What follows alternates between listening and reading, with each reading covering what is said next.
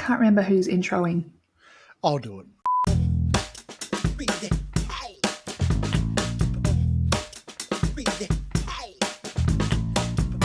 Hello, everyone, and welcome back to another Remind podcast. My name's David Masterton, and I'm joined by the wonderful, the lovely, the delightful Dr. Ashleigh Moreland. How are you going today, Ash? Hello, Dave. I'll never get sick of you saying that.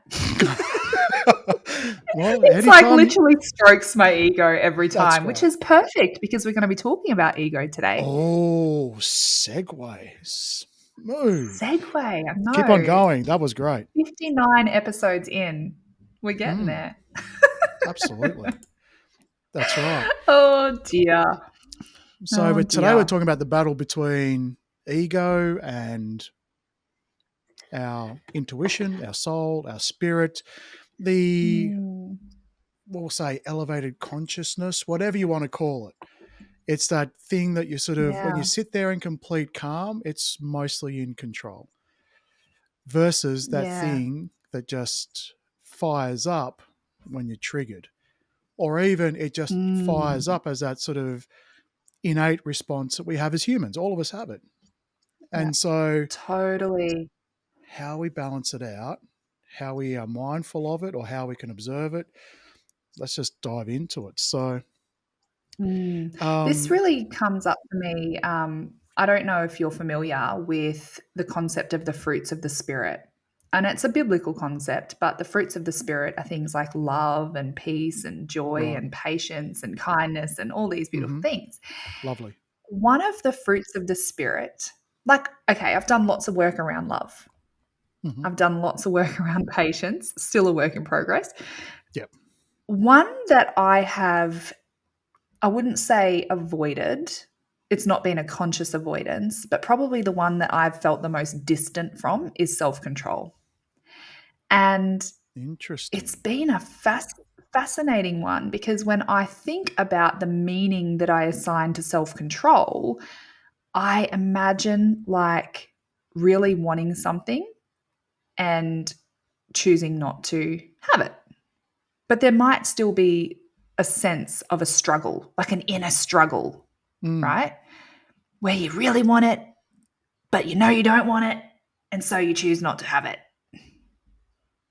That's interesting. When it comes to self-control, I want to share, without going into all the details of the context, I want to share an example of this where I have been navigating my healing journey for some time, and generally speaking, like if you're watching the video, you'll see I'm holding my hands up to kind of represent a little bit of a threshold. My daily life exists in this threshold, and my capacity for self-control on a day-to-day life is pretty high. Like I can feel anger in my body, but not explode into an angry rage. I can feel sadness, but not, fall into a heap and let my whole world fall apart. So from a self-control perspective, I know early on there was a lot of focus in our episodes on self-awareness. And self-awareness is fundamentally important. If you don't have self-awareness, then self-control, forget about it. What was really interesting for me is I've had some circumstances recently that fall on the outside of my typical daily normal life. And I think when you put your hands up, you're talking about capacity, right? Like if you're I'm talking about if most of the stresses of life fall within these boundaries, range, then you're kind of okay. I've had Yeah. And I've had some situations recently which drastically, to the extreme end, fall out of the constraints of the typical stresses of my day-to-day life. Yeah. And the interesting thing has been observing myself and how I've responded to it. Because I would say, compared to an average person, I would say I have a very high level of self-awareness. And there's still room for improvement. There's still times where I'm completely unaware and fly off the handle. But I have a pretty high level of self-awareness, and it's something that is a daily practice for me. And it's been so interesting to almost like sit in the center of a seesaw. And Yep. I'm at that center point. And I have such an awareness of the presence of my pain body, the Gotcha. presence of my ego, the presence of that flesh part of me, the compulsive desire to want to just act out on the big, intense emotions that I've felt, the compulsive desire to want to jump in and fix it and control it and change it and rescue, simply because by doing so, I don't have to experience the pain and discomfort of the consequences Well, you're trying to make it go of just away. letting it happen. You're trying to make it go away. I'm So if trying you to make fix the it, pain, yeah. I'm literally trying to make my pain stop. Mm. Because if I can fix it and if it goes away, then I don't have to deal with this discomfort. Yeah. And Purely, we've been raised totally, to do that. Like you see something broken, what's the everyone first does thing? it. Yeah, Every single absolutely. person will do it. And now we're being Literally. told, well, fix it, but first figure out exactly what you're fixing. And that's that sitting in it, that's observing it, that's yeah. Well, I based on what I've been observing in myself, I don't necessarily think it's saying fix it, but observe it first.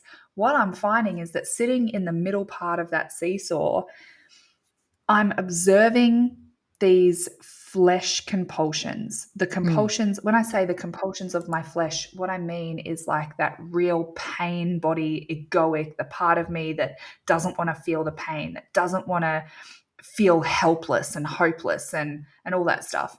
But I'm also observing where I'm flipping into this state of safety and peace and surrender and feeling in my body everything's going to be okay.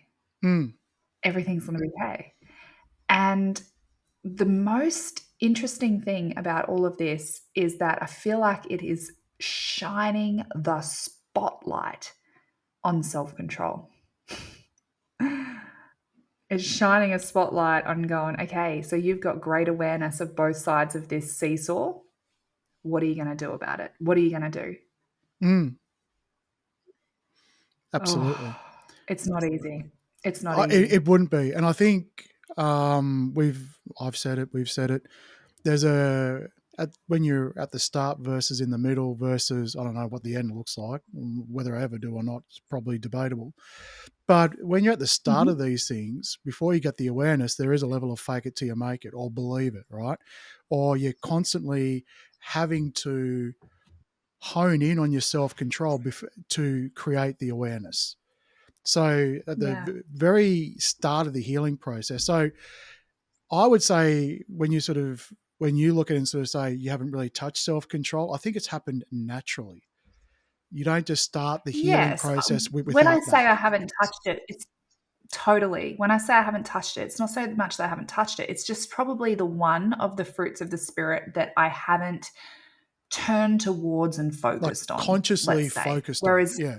consciously gone, yep, I'm working Mm. on self-control, but I have done a lot of active work on love. I have done Yeah. a lot of active work on patience and a lot of the other fruits of the spirit. Mm. This one, Not so much. yeah, Yeah. But I'm what I getting a will very say big is this: opportunity in my life I right now.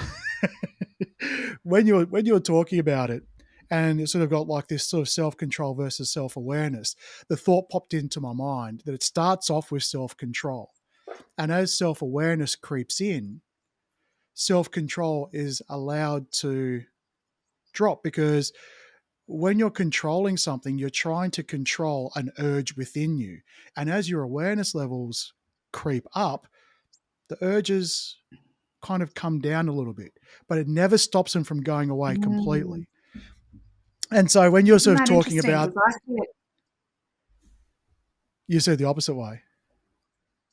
yeah, I see it the opposite way because, and let me share why, because I used to see it the same way as you. for me, it was around identity. Which version of self? Because self awareness is a question of identity for me. Which self am I aware of? I'm not aware of the pain body because that's not my true identity. That's not my eternal identity. Mm. That's just my human flesh form. So when I look at my identity as the eternal version of me and have awareness of my true self, self control is about being able to feel Mm-hmm. and have awareness of the compulsions of the pain body, but to choose to remain deeply connected to my true self. Yeah. Well, I feel very similar, but there's a slight Yeah. variation I'd put on that. That when I'm, and this is not all the time, right? I get times where I'll snap. And so it's like, okay, I can observe that I've got less capacity, whatever it is. But let's just say I'm in my Yeah. absolute Zen master mode. Absolutely nothing is going Yeah. to irritate me at all. You can be in any situation. And when you're in that mode or you have the complete awareness, and I'm not even sure I'm going to, or anyone or me or that can achieve it, but you can experience the pain and know that is perfectly okay. The entire situation is Mm. perfectly okay. So in that point, when everything's perfectly okay and perfectly as is, as it's supposed to be, it requires zero control because you're not fighting against anything.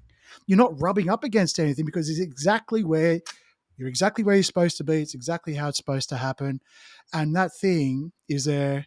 You come at it with gratitude. Now, I look at all that and go, Ah, you know what? Gee, that's still a long way away for me. isn't that's so relevant. Do you remember the conversation we had around what are you fighting for? Versus what are you fighting with? Yeah. Yeah. Yes, super relevant to that conversation Mm. because it sounds like we're saying the same thing and we're Yep. so close. It's Just a just that slight variation. we think that self-control is a suppression, but actually self-control is the promise. So you know how we in that Mm. episode we kind of talked about how the promise is that peace, love, joy, patience, all Mm. these fruits of the spirit are already ours. So what does it look like to protect and defend that? We're fighting Yes. with. So in any situation, if I apply that same thinking to going, the promise is already mine, I have self control. Mm-hmm.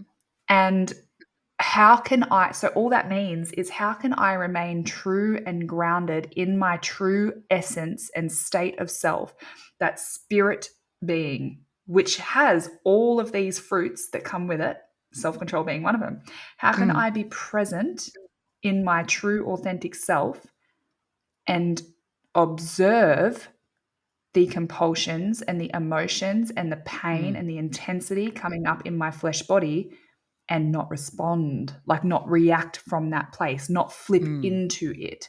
So I'm controlling which version of self I'm remaining in So that's kind of interesting. instead I of sort so of just fascinating, isn't it? because I think I've said in previous episodes, like before I started the healing journey, imagine there's two Davids standing side by side Mhm. watching a film, right? One side is the egoic side that Yeah. mostly was the loudest, but that egoic side, these two people are sitting side by side, where the other side, this other one that's always been there but hasn't been allowed to fully sort of shine, is also sitting Yeah. there watching. But as it's watching the events unfold, and let's just say that's my life, the egoic side is yelling and screaming and doing whatever it wants to do, and therefore it seems as though I'm going to respond in that same way. Now, as I'm doing the Mhm. work, imagine let's just go with the movie theater. They're both in the front row. As I'm doing the work and the healing, the egoic self goes back a row and goes back a row and back a row and back a row and back a row. And just imagine this movie Mhm. I love theater that. is like a That's thousand powerful. rows deep, right? And so what I tend to find now, if something triggers me, because I went through this phase of almost disassociation, which one is it? Mhm. Where I thought for me to be a spiritual person, I should not have any reaction. And if I had a reaction, I was doing a bad job of it. Yes. But Yes. the thing was, and you helped me through this as well, was to realize, and actually it was my best mate Bruno who actually raised it with me. He goes, I kind of feel like I'm losing my Dave. Mhm. And but it was about sort of going, yes, these triggers are going to happen, and how do you feel? Allow yourself to feel. But what I've noticed now is things can happen, but you know what's in control? The one who's closest to the screen. But I can Mhm. still hear the guy down the back when something happens where I sort of go, you know what? This, I feel a bit hurt by this, but you know what? It's okay because they're going through something, or this is meant for whatever it is. But there's still someone down the back going, Mhm. "Tell me get fucked," but it's not as loud anymore, right? So you can still Yeah. hear it, you can still feel it, but there's still this, there's this rock steady groundedness that is okay. But, and this is Yeah, I probably the get that. difference where you and I are 100%. sort of going self-control. It's no longer self-control because it's just the way I am now responding. Where in the past, when I first Mhm. started, the self-control had to be that guy yelling next to me. I had to try and get him to shut up a little bit because sort of like the other guys Mhm. have, I'm trying to give the other guy some space. And so, Yeah. I love that. And I think, what you're saying there, if I come back to my, like, limits of my daily life, hmm, you're right in that self-control, even though I didn't consciously or actively focus on it, kind of just eventuated through a result of my own inner healing. And so I don't have awareness of that voice 90% of the time in my day-to-day life because I now am in a state of self-control, which is mm-hmm, about identity. So if we replace the word self with version of me control, mm-hmm, version of me control. There's a version of me that is feeling hurt and angry and rage filled and scared and helpless. And there's a version of me who is so grounded in faith and trust and love and compassion mm. and grace and mercy. Self control is version of me control. And we got Well, to coexist, who's baby, responding? because, Yeah. yeah, we've got to coexist because my soul is inhabiting this big old flesh body right here. And this Mm, big old flesh body, baby, she's got some wounds, she's got some pain, she's got some fears, she's got some stuff, but my soul's got to inhabit that. And so if there's mm-hmm, not space for both of us, then we are completely disintegrated, we're mm. disconnected, and we're going to have a huge amount of dysregulation in our nervous system.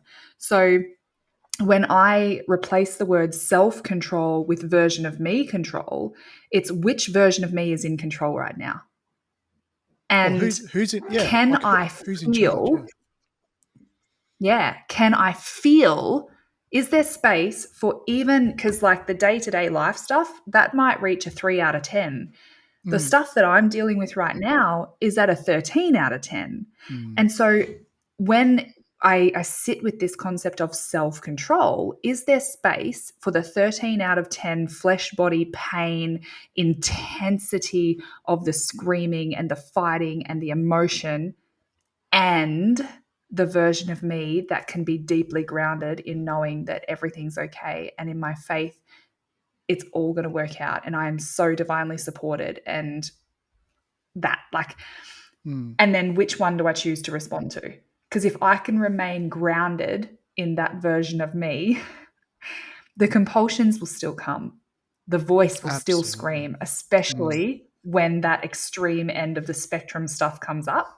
mm, And I think the reason I wanted to share this is because, like, 5 years ago, if I come back to the seesaw was permanently down like this. The only self I knew was the one who embodied the emotion, who was reactive, who felt the feelings, who acted out on the compulsions, who It was all I had awareness of. And then I went this way and I was like, I'm so spiritual. I'm going to meditate all the time. I'm It's love like, and light, and all it's I do all is I cut people off.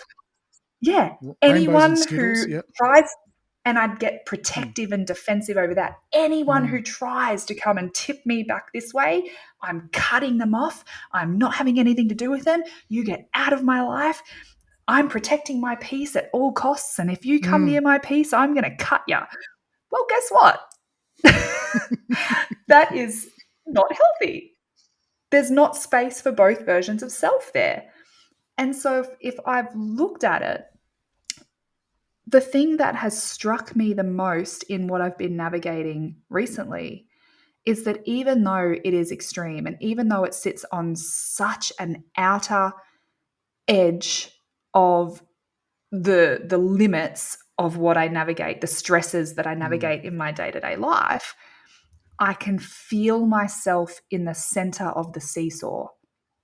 And I can feel that there's space for the full intensity of the fullness of what I'm feeling and the compulsions that I have and what I want to scream and say and do and the hurt that's coming up in my body and the way I can feel my heart breaking, physically feel my heart breaking in my chest. And there's space on the other side for the part of me that is expansive, for the part of me that is safe and full of grace and full of compassion. And for the first time in my entire life, I feel like there's space for both of us, and it's okay. It's okay for the pain body to want to scream and for my soul self to know that there's some wisdom there that says this is how we're going to respond. There's a level of self-control that allows me the space to wait, to pause, to not feel like I have to respond immediately, but to take some space and sit with myself, both sides. And sometimes it feels like I'm doing this and I'm flipping between the two. But until I can choose to respond from that part of me that is that true self, I don't respond at all. Or I simply just create the space by saying, hey, I hear you. I'm going to need some space to process this, but I'm going to come back to you. Yeah. Oh, that feels absolutely life-changing. And I was listening to a podcast episode recently from some of my mentors who I absolutely love. It's a new podcast, actually. It's called Soul Aligned Results. And one of the things they were talking about in that was about if you have a spiritual mentor, and that spiritual mentor is like requiring you to do spirituality, which looks like I'm going to meditate for 4 hours a day and I'm going to zen myself out and I'm only going to exist in this higher frequency bubble. You need a new spiritual mentor, because the true spiritual growth is life. The true spiritual mentoring is life. The true spiritual practice is life. And life is going to keep happening. It's going to keep coming at you. It's going to keep throwing stuff. But how do you move through the stuff? How do you sit with yourselves, all of you? How do you honor? How do you observe those fruits of the spirit playing out in that life? Oh my gosh. My heart, it hits me straight in the heart. Well, I couldn't agree more. And I think if I heard this saying, or I heard this question and I went, oh, okay, all right. And the question is, do you have a soul? And for those that answered yes, the response was, no, you don't. You are a soul experiencing a human experience. You are not a human Yeah. that has a soul. And so when we put that Yes. into perspective, right? And so we're only aware of a tiny fraction of our soul. This is what is being, in some ways being kicked around as to how we understand exactly what's happening, which we probably never exactly will in this existence, but doesn't stop us from trying. So assume that you Totally. are a massive soul, and a fractal of that is coming here to experience what it's like to be a human. You are not here to be that soul, which is capable of Yeah. doing all of that high vibe. You are here to Mm. actually ground into this human experience what it is that your soul is. And so to be in a human experience, you need to have the human emotions. Now, it doesn't mean it has to Mm-hmm. be controlling. It doesn't mean you're doing a bad job. It doesn't mean that to be a new age spiritual person, guru, light worker, healer, whatever you want to call it, it doesn't devoid you of being human. Yep. So you're a spirit, a soul, identifying as human. So therefore, to identify as being Having human, all the fullness of the human experience, that's right. And so the and good, the that's bad, so the ugly. exactly. And so there are great experiences you can have, of which we probably don't focus a lot on. We kind of focus on the in the trenches of the healing in this podcast. And so that's why we focus on those bits, because otherwise, as people sort of going, geez, why would everyone would want to choose to have this experience? Well, stick around and Yeah. find out. That's what I'm doing. Well, you know what? If everything goes to plan and everyone's always happy, it's pretty hard to learn, isn't it? Or to experience, because I mean that's Pretty hard. ultimately where a vast majority of who we are as a soul exists. Mm-hmm. It's in there. 100%. And there's an So, element of duality in the plane that we live on. We have to know hot in order to know cold. We have to know happiness in order to know sadness. We have to know darkness in order to know light. There's an element of mm, duality purely based on the fact that we live on an earthly plane that is day and night. mm. And It's profound. a big part of, say, spiritual growth is unconditional love, right? If you had to sort of put a mantra out there, it's this sort of unconditional this, unconditional that. But yeah, at the top of it, it's like Mm. unconditional love. If you can achieve that, then nothing is going to flap you. Nothing's going to hurt you. You are always going to be, But for unconditional to actually exist, there needs to be conditions. Because otherwise, if there were no conditions, unconditional would simply be. It would not be labeled. It It would just just would be be. love. It would just be. Exactly. And so when you look at this duality that we've chosen to be in, as brutal as it can be and as frightening as it can be and as wonderful and, exotic and all of that, that's kind of allows space for this awareness to flip on both sides. But I think the crux Mm. of what you're sort of saying is within this episode is when these things happen, who's responding? When these things happen, who's Yep. louder? It's which version And of me? It's this. oh, here we go. It's this. Love it. Yep. So I've got the toilet roll and the hippo again, guys, if you're listening and not watching. In the But that's been comments, my we greatest. need a name for the toilet roll. So if you got any names out there, Name the let's toilet roll. exactly. It's honestly been my greatest journey to date, and I'm Wow. excited. I'm excited, obviously not for the situation. Situation sucks, um, but I am excited for what's on the other side. I'm excited Mm, for the growth that I'm observing in me. I'm excited for the mm, growth that I'm observing in my relationship. I'm excited for mm, a circumstance that's forced me to be in a position to reach out. I'm excited that of all my friends who have offered to lend a listening ear, my default hasn't been to run to a person, it's been to mm. run to God. Nice. That's what I'm excited about. Mm, It's been the only friends that I have actually spoken to has been to ask for prayer. can you partner with us in prayer? Because I don't know what to do. I don't have wisdom around it yet. I don't know what our response looks like yet. I'm standing in the space. Can you hold me up in prayer while I'm there? That's very different, because the Ash from 5 years ago, the second something would have happened, I would have done all of my seesaw flipping back and forth to my friends around me.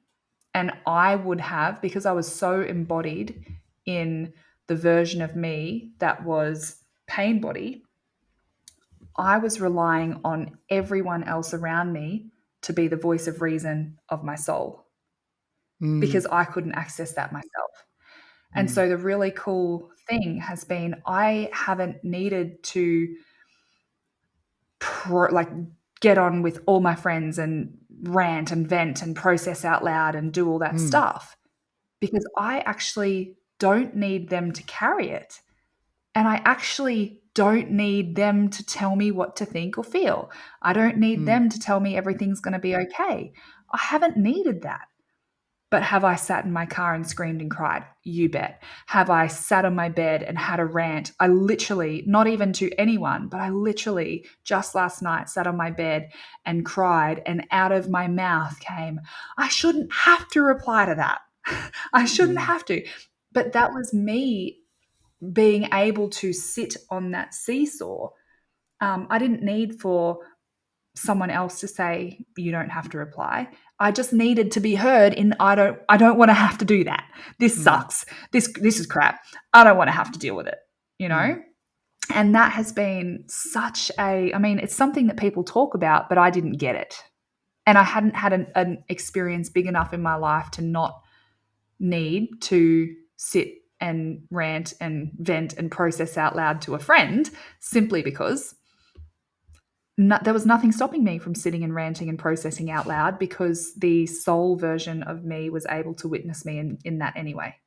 It's been bizarre and crazy. The thing that no one wants to hear while they're going through it, but will generally come around to later on, is that when you're going through these things, like, that when you had that 3 to 10 or whatever it is sort of capacity, and you've hit a 13, you might have had the question before, how would I respond to a 11? How would I respond to a 12? How would I respond to a 13? And you can intellectualize. Oh, I reckon I would probably blah, blah, blah, blah, blah, blah, blah, blah, blah. But it's sort of like, there's always a plan to get punched in the face. And then, whoa, okay, how am I going to respond? Exactly. So you've been given the opportunity, as much as it sucks. But you've got that in the bank now. How did I respond? And then when you give it time, you start to go, okay, wow, what does my 13s now look like? You get to look at, okay, some things. This is not willing for a 14. Oh, absolutely. We can stop not. at 13. I mean, exactly. No one wakes up and chooses violence this way. So, like, bring it on. I want to see what a 16 looks like. Yeah, baby. No. Yeah, no. No, but it's one of those things where you look at it and sort of go, okay. And like you said before, it's like people have spoken about it, but now I can understand what that feels like. And so that also raises the empathy around when someone talks about something like that. You can kind of draw on it yourself. And it helps to be a little bit more present or empathetic, I should say. So, and again, this is not about making it okay. This is not willing to sort of be, I want to become a super healer, so I want to experience a 54 on the Richter scale. No. But it's sort of that's showing. Ego. Yeah, absolutely. Yeah, no, it's not about that. If I'm going to be spiritual, I'm going to be the best goddamn spiritual person you've ever met. No. So it's just more about going, okay, look, there are some, if this hadn't happened, I wouldn't have known. And while my situation is not the same as yours, there have been some pretty brutal situations I've gone through, and I've gone on the outset of it. or once it's sort of done and I can really look back and then just go, holy moly, the 5 year ago version would have handled that so differently to the version today. And wow, Mm-hmm. I'm just a little bit Yeah. proud of me. And so that also Yeah. gives you that power, that grit, or if you want to call it even self control, to sort of know when and if something comes that outranks the next one, you can dig Yeah. into that moment back then to go, Yeah. I can do this. And you've got it. So, mm, Totally. And I think the other thing that I felt as you were saying that was around, like, I've spoken about my relationship with my dad before, and mm, I find it really intriguing that my journey has been one of, I guess, revelation that my dad today isn't the dad who abused me when I was a child. He's not the same person. mm, And how I'm responding to this today is not the same as the response that I would have given 5 years ago. I would have been a absolutely. complete train wreck. I would have flown off the handle. I would have, like, literally, if I imagine what Ash from 5 years ago would have Yeah, done, I would yeah, not be here. I would no, not be here having this mm, conversation today. yeah, And when I look at that, like, there's a huge lesson in forgiveness in this, in opening our heart to recognize that people can change and people can grow, and that's real. And there's a real mm, fixed mindset around, even something as simple as once a cheater, always a cheater. It's actually not true. There are people who might continue to cheat. However, that is so not true. And mm, like I said, in my experience, in my case, the father that I relate with and to now, where we have vulnerability and we mm, have connection and we have a raw, real, authentic, soul to soul relationship where he exposes some of my ugly parts and I expose some of his ugly parts, but we can still move through it. That's the spiritual practice. mm, Whereas I look at, for example, in my family, my brother, where he is on his journey, when he sees my dad, still sees the same man that mm, abused us or caused us pain. And that's his journey. And see, there was a time when I wanted to intervene and I wanted to fix their relationship mm, because conflict between them actually brought up discomfort for me.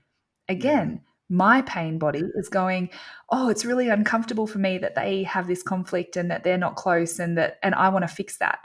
I want to mm, make sure, I want to mend it. I want to be the little fairy in between them trying to fix their relationship, mm, because it was uncomfortable for me and I was trying to move away from the discomfort that I felt.